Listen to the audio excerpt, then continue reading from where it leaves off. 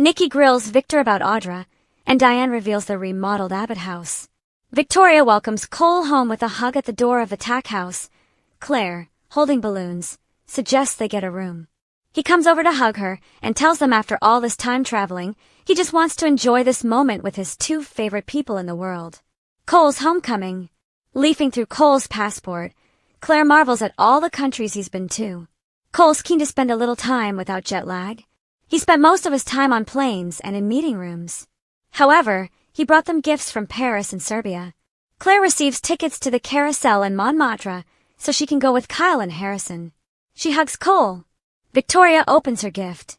It's an old-fashioned key. They want to know the story behind it. He says there's a bridge in a beautiful town in Serbia. A lady had her heart broken there, so now ladies put their locks on the bridge. He put a lock there with their names on it. Victoria has the key. If she throws the key in the water, it shows her devotion to what they have. Victoria teases that he'll have to take her there to find out. Cole asks them out for a late lunch. He just needs to check in with Victor first. Jack's nerves get the better of him. At the club, Diane has summoned Jack and Kyle, who want to know what's going on. She says it's not about business, but something closer to home. The work on the Abbott house is now complete, and they can all move back in that afternoon. Kyle thinks this is great news as Harrison's ready to go home. Diane needles about him and Claire moving out. Maybe he can ask Kyle to move in with him at the Abbott house. Jack is subdued as they keep chatting. Diane notices that her husband hasn't said a word. Jack will be honest. He's not sure he's ready to see it. Kyle doesn't think anyone is surprised that Jack is nervous. Diane is disappointed that her husband has regressed. He told her he had confidence in her. Jack says with the reveal imminent, the fear has crept back in. He'll be walking into something unfamiliar, and there's no turning back. He's sure she's done an amazing job, but it's the home he spent his entire life in. Diane promises he'll love it. Kyle says, if not, you can move in with me and Claire. Kyle wants Diane to give them hints about the house, but she's not so inclined. Jack stands up and says he wants to get this over with. Diane gawps. She tells them to meet her there in half an hour and takes off. Kyle asks Jack if he's really that worried. He can't remember the last time he was so unsettled. What is this really about? Jack can't stop thinking about his father and mother, and that house looking the same way for so many years. If those walls could speak, Kyle's sure she just changed out some throw pillows. Jack protests that the house was always a constant for him. When he walked through the door, he knew what he would see. He worries that it means a lot to Tracy and Ashley too. He can't put into words what he's feeling. It just feels wrong. Kyle's sure Ashley and Tracy can handle a home makeover. Jack ruminates that the place is full of memories. Every knick-knack in every room. It's also where we said goodbye to Dina. Kyle says changing the door won't change that, or bring back his parents. It's all in his heart. He gives a speech on trust.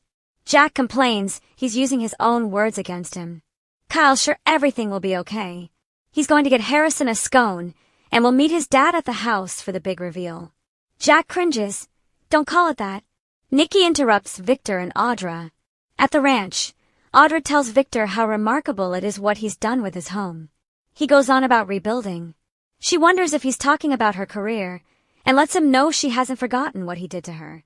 Victor learns Nate wants to look at her paperwork, and asks if he knows what he's getting out of the deal. Audra didn't get into the particulars. She asks if he's curious why she needs a cosmetics company to make a move on Kyle. Victor's not interested in the details. She realizes he wants plausible deniability. He says as long as she stays the course, he'll stay out of it. Nikki appears and asks, stay out of what? Nikki sniffs that she wasn't expecting Audra to be in her home and asks Victor what she's doing there. Victor says they have a new business arrangement. Audra is grateful for the opportunity. Nikki's grateful she came home. Now you both can tell me all about it. Victor says all will be revealed in good time. They're just laying the groundwork now. Audra compliments Nikki, who's not impressed. Victor thanks Audra for coming by, and she leaves after telling Nikki it's wonderful seeing her looking so well. Once alone, Nikki asks Victor, what is this all about? Victor tries to put her off, but she complains there is nothing above board about that woman. She knows Victor doesn't trust Audra, so why would he put her in charge of another company? Victor says she has a certain skill set. Nikki wants to know, what's in it for you? Victor tells Nikki He's hoping for a return on his investment, that's all. Nikki wants to know more about the company. He tells her to drop it, she should be busy enough running Chancellor. Nikki knows he's up to something. The doorbell rings and Nikki opens the door to Cole. Victor waves him in as Nikki asks about his trip. Cole says it was very productive. He'd like to share it with Victor. He says he and Nikki had just finished up. She isn't so sure, but hopes this new business will keep him too busy to mess with Jack or Kyle. After Nikki's gone, Cole tells Victor he had an educational trip. Victor knew he was the right man for the job. Cole says he tried to learn everything he possibly could. He brought Victor a gift from Taiwan and hands over a box. It's the art of war. Victor knows it well. He's impressed that it's signed to him personally by the president. Changing the subject, Victor tells Cole that it bothers him that Kyle and Claire have grown closer.